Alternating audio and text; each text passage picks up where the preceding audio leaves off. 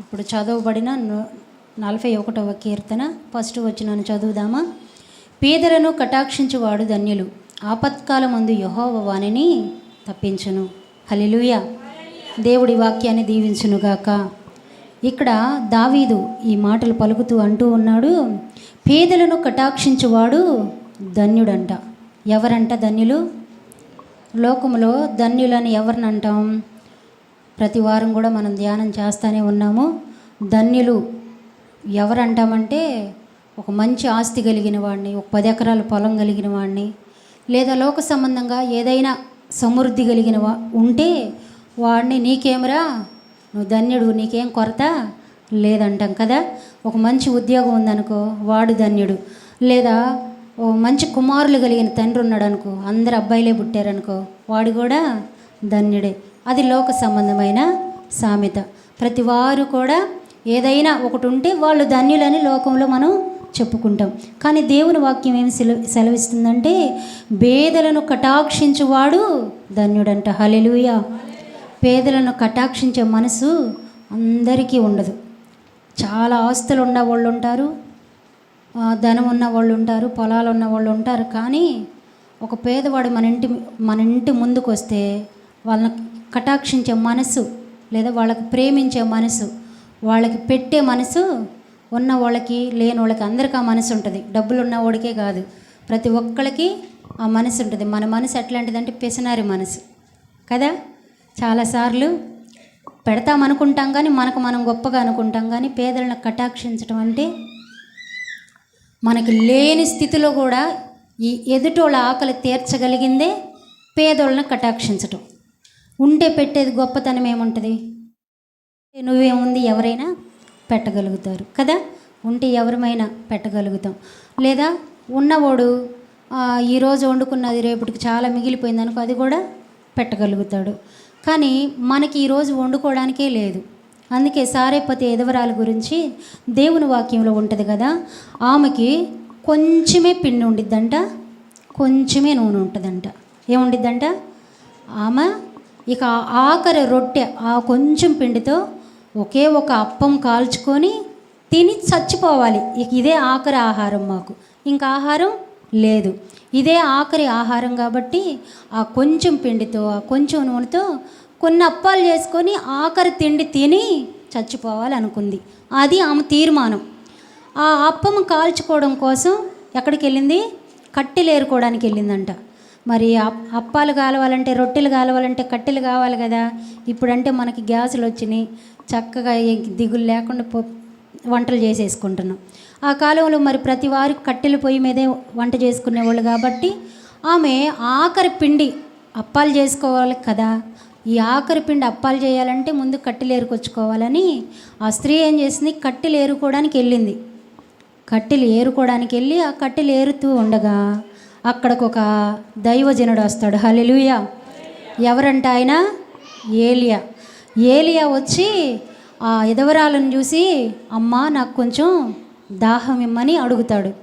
అడిగినప్పుడు సరే దాహమే కదా ఇద్దాంలే అని ఆ కట్టెలు ఏరుకునే స్త్రీ ఏం చేసిద్దంటే వెళ్ళి దాహం తీసుకురావడానికి బయలుదేరిద్ది.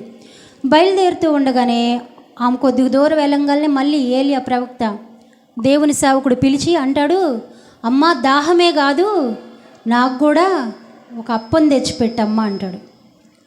అప్పుడు ఏమనుకునేది, అయ్యా మా ఇంట్లో పిండి లేదు, నూనె లేదు, కట్టెలు కూడా లేకే నేను కట్టెల కోసం వచ్చా. ఇప్పుడు అప్పం చేసి పెట్టే అంత సమృద్ధి నా దగ్గర లేదయ్యా. నేను అప్పం పెట్టలేనంటే కాదు, నీవు నీ కుమారుడు బ్రతికి ఉండాలంటే మొదట చేసిన అప్పం తెచ్చి నాకు ఇవ్వమని ఏలియా సేవకుడు చెప్తాడు. ఆమె లేదు ఆమె దగ్గర. కానీ ఏలియాకి ఏం చేసి ఇచ్చిందంట? మొదటి అప్పం తీసుకొచ్చి దేవుని సేవకునికి ఇచ్చింది. ఆ తర్వాత కరువు దినములన్నీ కూడా గంపలో బుడ్డిలో నూనె అయిపోలేదు, తొట్టిలో పిండి అయిపోలేదంట. ఆ కరువు దినాలన్నీ ఆమె ఆ పిండి తీసే కొంది అవుతుందంట. ఆమె పొయ్యిటిల్లా దాంట్లో ఆ పిండి గోతం ఉప్పదీసి తొట్టిలో పోసుకోలా, నూనె డబ్బా క్యాన్ ఉప్పదీసి బుడ్డిలో పోయిలా. కానీ ఆ పిండి తీసి రొట్టెలు చేస్తుంటే ఈరోజు ఎన్ని రొట్టెలు చేశారో, ఎంత సమృద్ధికి తిన్నారో, మళ్ళీ పిండి దగ్గరికి వెళ్తే అంతకంటే ఎక్కువ పిండి అక్కడ ఉంటుందంట. హల్లెలూయా! ఎంత గొప్ప కార్యం దేవుడు చేశాడు. ఏ స్థితిలో చేసిందామా? ఉన్న స్థితిలో చేసిందా? సమృద్ధిలో చేయలా. ఆమెకు లేని స్థితిలో, ఏమీ లేదు, ఆఖరి అప్పం తిని చచ్చిపోవాలనుకుంది.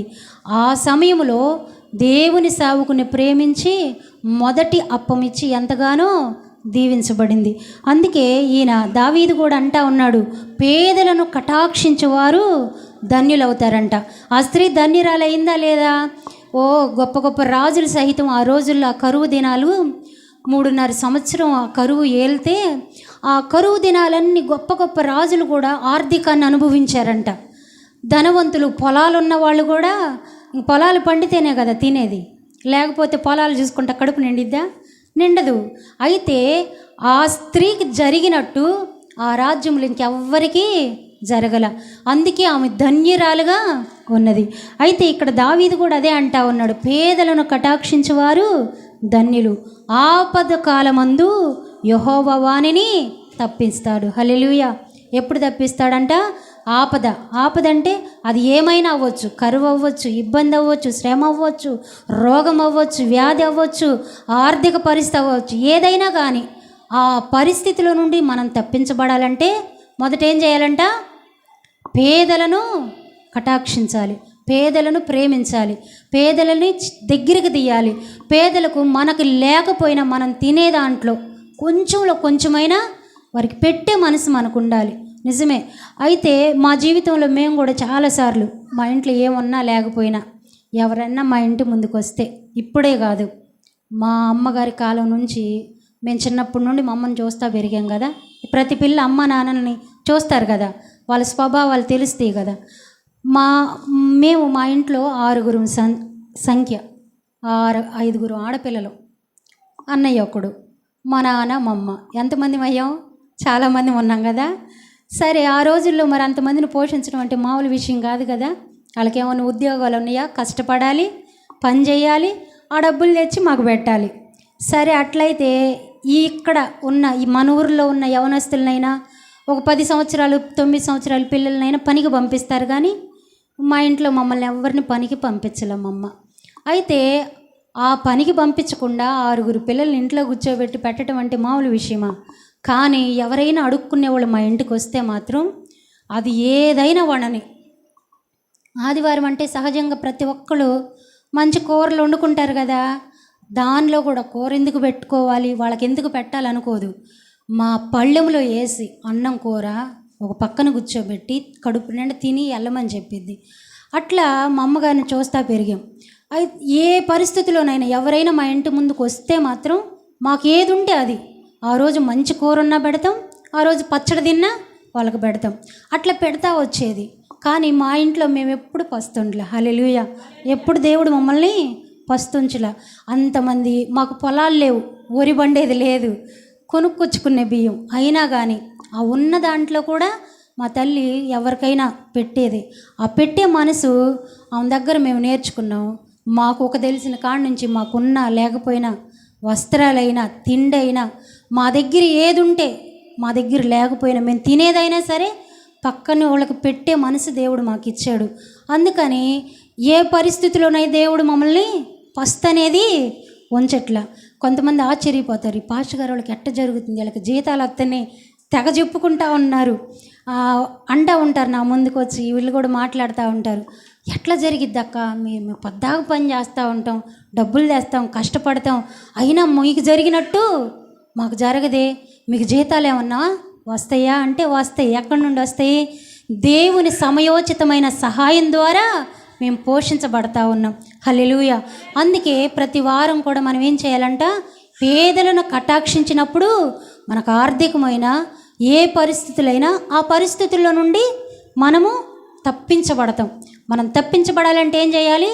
పేదలను కటాక్షించాలి, పేదలను ప్రేమించాలి, లేని వారిని దగ్గరికి తీసి వారి అవసరత ఏదో, మనం లక్షల కోట్లు ఇవ్వలేం కదా, మనకున్న దాంట్లో, మనం తినే దాంట్లో, మనం కట్టుకునే దాంట్లో కొంతలో కొంతమైన వారికి మనం సహాయం చేసే వారంగా ఉండాలి. అప్పుడు దేవుని యొద్ద నుండి మనకు సహాయం వస్తుంది. అందుకని దావీదు చెప్పినట్లుగా మనం తప్పించబడాలంటే పేదలను కటాక్షించాలి, వారిని ప్రేమించాలి. ఏ పరిస్థితుల్లో నువ్వున్నా, కొంతమంది అంటారు మాకు శ్రమలు ఎక్కువైపోయినాయి, మాకు కష్టాలు ఎక్కువైపోయినాయి అని. తెచ్చుకున్న డబ్బులన్నీ బీరువాలో పెట్టుకొని సరే తెచ్చుకున్న ధనం కానీ ఏదన్నా కానీ దాచిపెట్టుకొని కుళ్ళిపోయేదాకా వాడుకొని తింటే రోగాలు రావు? వస్తాయా రావా? వస్తాయి. ఇంకొకరికి పెట్టే మనసు మన దగ్గర ఉన్నప్పుడే. అంటూ ఉంటారు కదా, బావిలో నీళ్లు తేటగా ఉండాలంటే బావిలో నీళ్లు అంతే ఉంటాయా? అవి తోడే కొంది. మా ఏరియాలో అయితే ఇసుక నేల కదా, ఏదైనా ఒక గుంటలో నుంచి నీళ్లు తీసామంటే కొబ్బరి నీళ్ళ కంటే తెల్లగా మళ్ళీ ఊరతాయి వెంటనే. ఏందయ్యా అంటే తీయకుండా ఉన్నామంటే ఆ నీళ్ళు ఊరటానికి వీలు ఉండదు, ఊట తగ్గిపోయిద్ది. మనం ఎప్పుడైతే ఆ నీళ్ళను తీసి బయట పోస్తామో మరలా కొత్త ఊట వస్తూ ఉండేది. హల్లెలూయా. అందుకే మనకి ఏ పరిస్థితి ఉన్నా సరే, ఏ ఆర్థికం ఉన్నా సరే, ఏ కష్టం ఉన్నా సరే, కొంతమంది మనం ఎవరైనా అడుక్కునే వాళ్ళు మా బాధలే మాకుంటే మీ గోలేంది అంటామా అనమా? అటు పోయి రండి ఇటు పోయి రండి, వాళ్ళకి వేసే ఇంత దానికి ఎన్ని మాటలు చెబుతాము. వాళ్ళకి పెట్టే ₹1 ఏమ్మా పని చేసుకోవచ్చుగా. మనమేమో జీవితకాలం పోషిస్తాం, వాళ్ళని పోషించం. ఇస్తే ఒక ₹2 ఇస్తాం, లేకపోతే ఒక ₹10 ఇస్తాం. అందుకంటే ఎక్కువ చేయం కదా. ఆ ₹1 ₹2కి 100 మాటలు అంటాం. అవసరమా మనకి? అది కటాక్షించటం కాదు. మనం అప్పుడు ధన్యులు అవ్వలేం. వాళ్ళు ఎవరైనా సరే చేసే మనసు మనకు ఉండాలి. ఆస్తులు రాసియం కదా, ఉన్న దాంట్లో కొంచెం పెడదాం, దేవుని ద్వారా దీవించబడదాం, ధన్యులం అవుదాం. అర్థమవుతుందా? దేవుడు ఈ వాక్యాన్ని దీవించునుగాక.